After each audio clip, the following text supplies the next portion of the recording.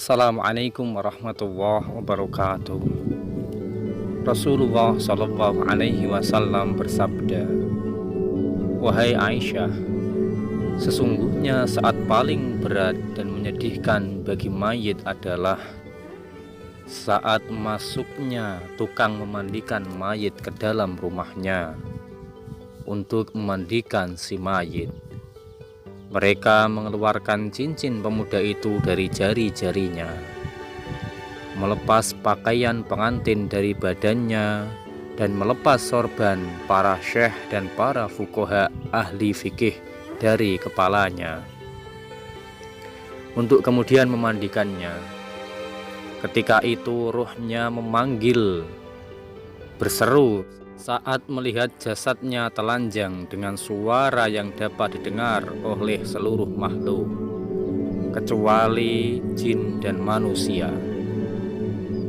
Dia berkata, "Hai tukang memandikan, aku mohon kepadamu, demi Allah, agar engkau mencopot pakaianku dengan pelan-pelan.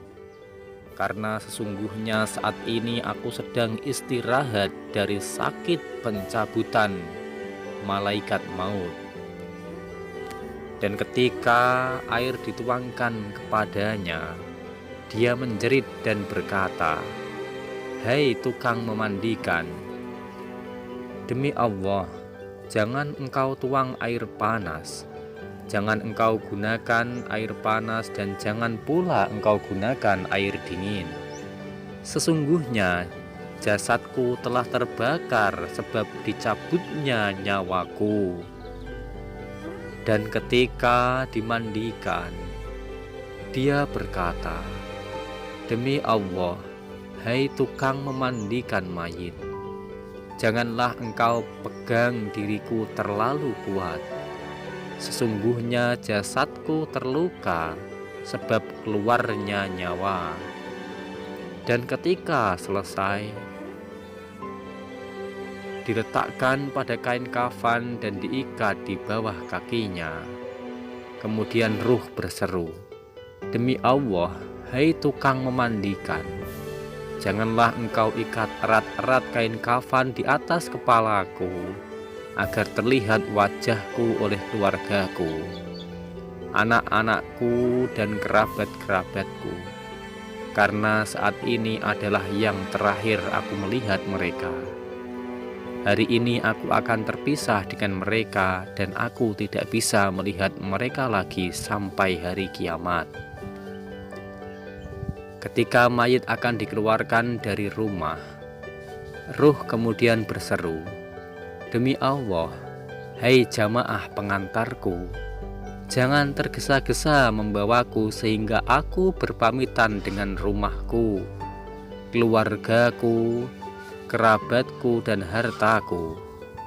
Kemudian mayit berseru lagi, "Demi Allah, hai jamaahku, aku tinggalkan istriku menjadi janda, dan aku tinggalkan anakku menjadi yatim.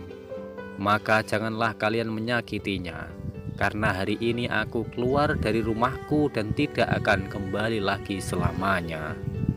Dan ketika mayit diletakkan pada kerenda, ruh berkata, "Demi Allah, wahai jamaah pengantarku, janganlah tergesa-gesa membawaku hingga aku mendengar suara keluargaku, anak-anakku, dan para kerabatku. Karena hari ini aku berpisah dengan mereka sampai datang hari kiamat."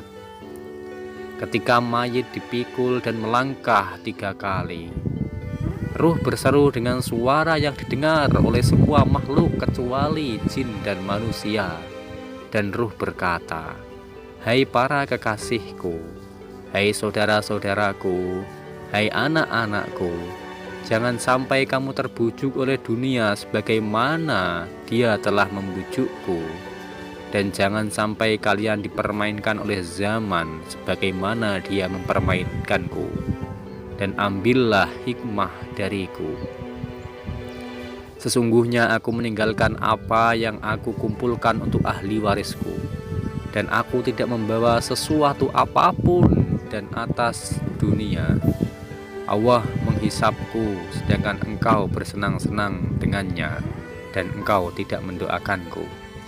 Ketika jamaah mensolati mayit dan sebagian keluarga dan kerabatnya meninggalkan musola, ia berkata, "Demi Allah, hai saudara-saudaraku, sesungguhnya aku tahu bahwa mayit akan dilupakan oleh orang-orang yang hidup. Akan tetapi, jangan lupa, jangan cepat-cepat pulang sebelum engkau menguburkanku hingga engkau melihat tempatku.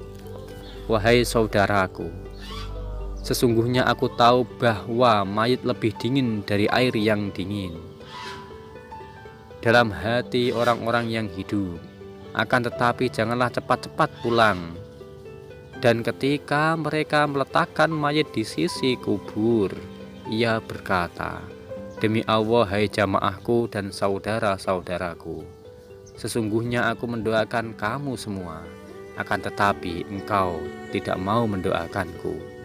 Dan ketika mayit diletakkan pada liang lahat, ia berkata, Demi Allah, hai ahli warisku, tidak aku kumpulkan harta yang banyak dari dunia kecuali aku tinggalkan untuk kalian. Maka ingatlah kalian padaku dengan banyak berbuat kebajikan. Dan aku telah mengajarkan kalian Al-Quran dan tata kerama. Maka janganlah kalian lupa mendoakanku.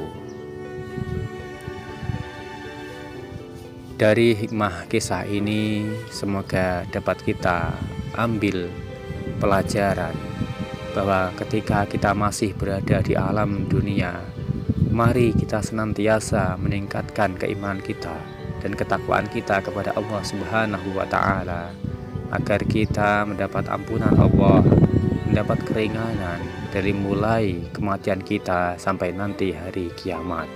Semoga kisah ini dapat bermanfaat bagi teman-teman yang belum sempat membaca atau mengaji. Kisah ini diambil dari kitab terjemah Daqaiqul Akhbar.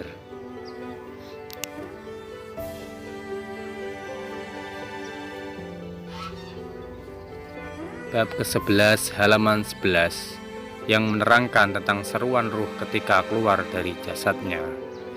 Apabila ada kesalahan dalam pembacaan atau penyampaian, semoga mendapat ampunan dari Allah Subhanahu wa Ta'ala. Kekurangannya datangnya dari Kreator dan selebihnya datangnya dari Allah Subhanahu wa Ta'ala. Terima kasih, semoga bermanfaat dan menjadi amal kebajikan bagi kita semua. Assalamualaikum warahmatullahi wabarakatuh.